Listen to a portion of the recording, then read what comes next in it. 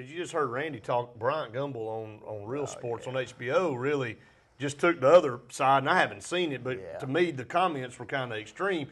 The players, the players obviously don't see that 22 of 30 franchises in the NBA have lost mega bucks. I mean, how can you sit there and expect a franchise to pay you $100 million when the team is losing $100 million? I mean, that's a lot of money.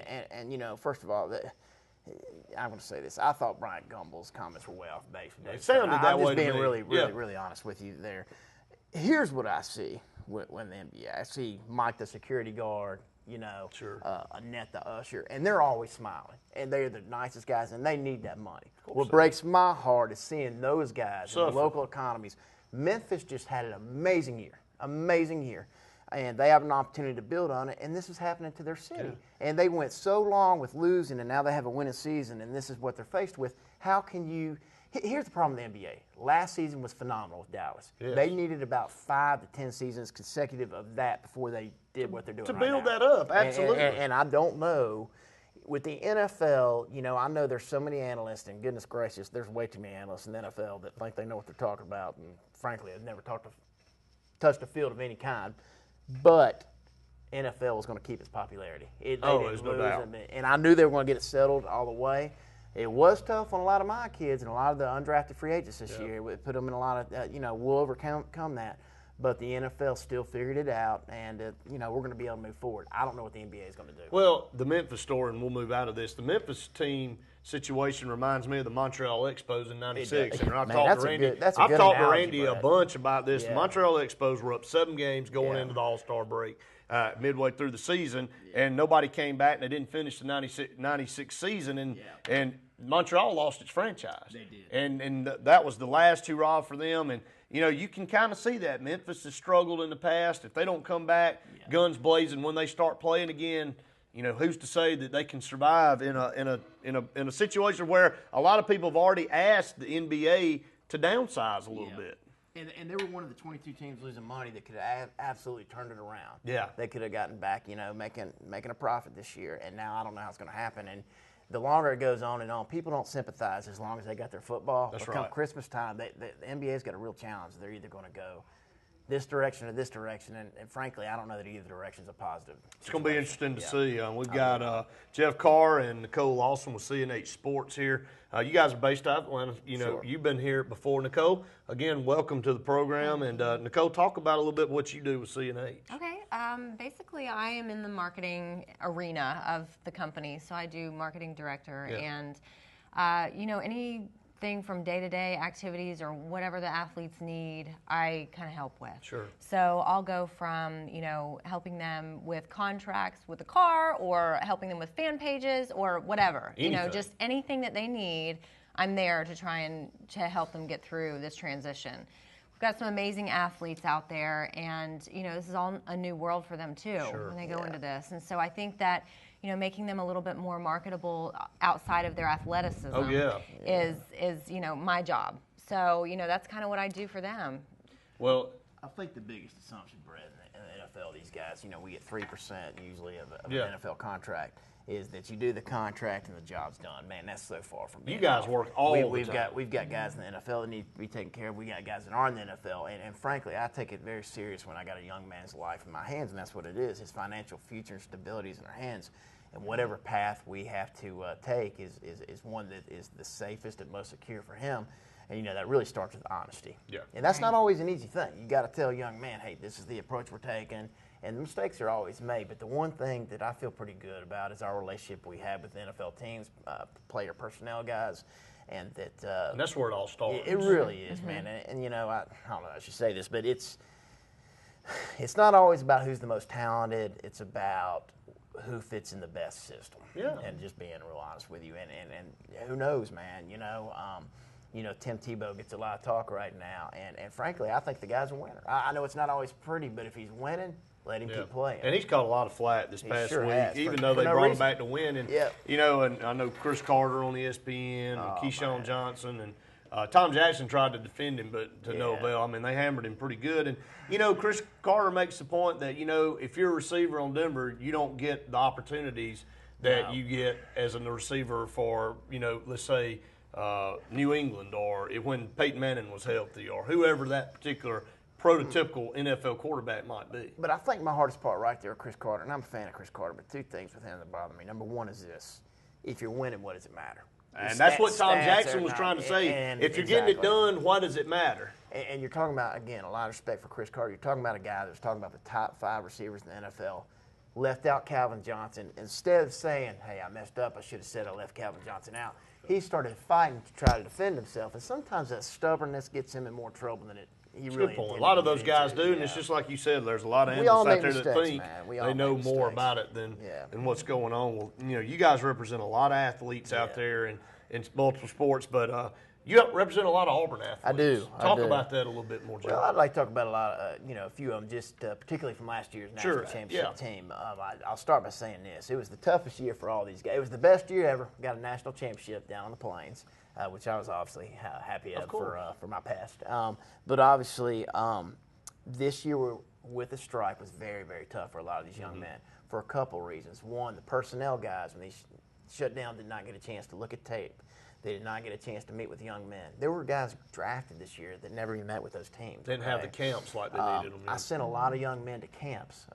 Damon Washington, who's so fast to Kansas City, but Kansas City called me yesterday and said, we still love Damon. We want to get him back next year. So he just did not have a chance to really grasp what they were doing well enough to be fluid by week 1 of the regular season. And unfortunately, in the NFL, when you're a 53-man roster, you can't afford to really let anybody slide for 1 week. So it's a tough situation. But as far as some of the specific guys, right here in Alex City, we've got Mike Goggins. There was quite a few teams that, I could publicly tell you. I talked to Atlanta, Carolina, Jacksonville, and San Francisco about him. They all like him. So now what is the approach with the Mike Goggins? Obviously, we still have this season with the NFL. We could try to get him on a practice squad or get him workouts. What's probably realistic with Mike and a lot of guys is, there's the UFL's kind of going under. I know they're going to try to still salvage. We're not, but I see the Arena Football League 1, the AFL, will be more popular next year. A lot of athletes go out of the arena right into the NFL. And now more than ever, because of the strike, you can see a lot of talent. So, and the arena allows you, if you're a member of that team that morning, that afternoon, you can go straight to the NFL. They work really well with the NFL, and I'm going to tell you right now, you're going to see a lot of studs in the arena next year because they run February really to June, July, but guys can go a couple months, go right into OTAs of the NFL. And that's going to be the game plan for a lot of my guys. Some of my guys from Auburn, I feel like still have a chance to make an NFL team this year. Mike Blount tried out with Pittsburgh the other day. He's got a couple tryouts next week. I think Damon may get a couple tryouts. Darvin Adams actually stuck in Carolina. A lot of people don't even know that. He's part of the practice squad, but he's doing tremendously well. We've got a 3-year contract signed there, and we anticipate him being active somewhere by December. We've got, Terrell Zachary is very talented. Zach Etheridge did well in Oakland, kind of twinged his knee a little bit, Brian Eisen played in Minnesota in the preseason. He's a right guard, and, he does real well. He's going to probably work on his pass blocking a little bit. Not that it's bad, but just, in the NFL, you're always trying to work on something to get better, to get to that next level. It's just such a different level. Exactly. It really is. You can be dominant in college and you get up there and, even in the SEC, and Mike can talk about it, and other guys we've had on. The speed in the SEC is stellar, but then even in the NFL, it's even that much greater. It really is. And sometimes I was telling a young man out of Sanford, I think you have on Chris Evans, Chris who was a heck of a ball player, and he's a kid that's pretty smart kid, cerebral, and he'll be able to make that adjustment in the NFL. But I do think there's always a learning curve. I don't care how good you are, and it's going to be, it could be quick. It depends on the offensive set, the situation, and the team, the coaching staff. All of it comes together, and sometimes you get a situation where Cam's doing extremely well. I was going to talk about Cam here just a little bit.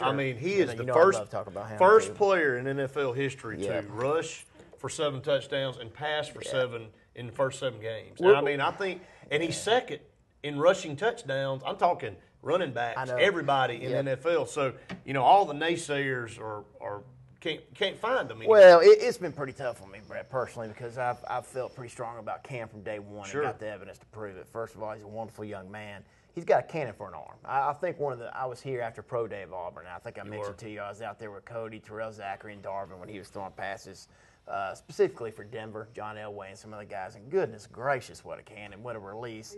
His 3, 5, and 7-step drop are really, really good, okay? Yeah. Here's the thing about Cam. He is in a situation where, like Tebow, he is a winner. Yeah. And we feel Darvin Adams had a chance to go to quite a few teams. We went to Carolina because we felt like Cam was going to be good. And I won't lie to you, there were several GMs from other teams that questioned us. Guys, he's a rookie. He's going to take a couple of years of learning curve. Now we sort of feel like, I'm not going to say we knew 100%, but we feel like we look like geniuses because of that move. Yeah, we told you. We sure did. And we knew. Sometimes you just know with a young man's heart what he's going to do. Before we let you guys move on and we get our next break, I want to talk to Nicole. She talks about marketing, and that's something that we do as well in that business. And, we market a lot of products and things, but you're marketing individuals, and they're almost like a product. Nicole, what do you look for, and what do you talk to the athletes about when you're going out trying to market them in other areas? Well, I think, they've already achieved their athleticism. Sure, they're already established. That's why they're there. I mean, they're obviously working on that all the time.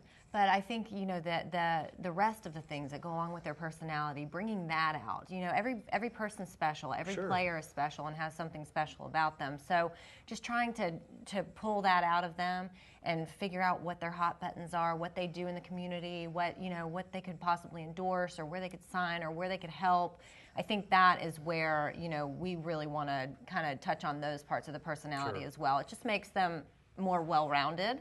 And it makes them more likable out in the industry. And then these are guys that are in this community that are looked up to as, I know they're really good athletes and they're followed on their teams, but I mean, you see a lot of good things that these players do. They go out to hospitals and they help kids and they're mentors and programs like that. And, I know that's part of what you guys do is you go out and help them get involved in the community. They're not just there playing football for the Carolina Panthers. They're part of Charlotte's community. Well, we show the human side of this athlete instead of just the ball player. It's more just their human side, that they are a person. And we forget they have that. So. Absolutely. So. Well, and I think that's one thing at CNH, we're pretty proud of the guys we represent because they're always somebody that 32 out of 32 teams are going to want to put in that community, and we feel real good about that. We really do. That's very key. That's huge. Yep. We're going to take another break here, and we'll be in the Sports Blitz overtime, and we come back. We'll have Chris Evans with us and Mike Goggins. We're going to be talking some football and everything that's going on with them, and it's interesting to hear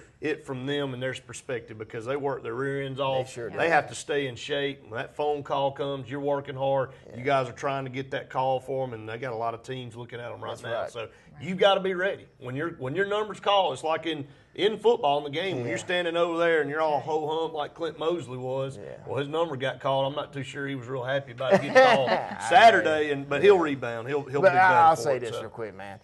I've seen situations where a guy was at a Waffle House just trying to figure out what he's going to do the next day, and 6 hours later he's in a Kansas City Chief. I mean, it's amazing how quick that quick and that crazy. And it's good to hear from y'all's perspective because it's not reality. A lot of people. And you got to stay positive. You got to keep grinding. Absolutely. We're going to take a break. More Sports Blitz OT coming your way right after this.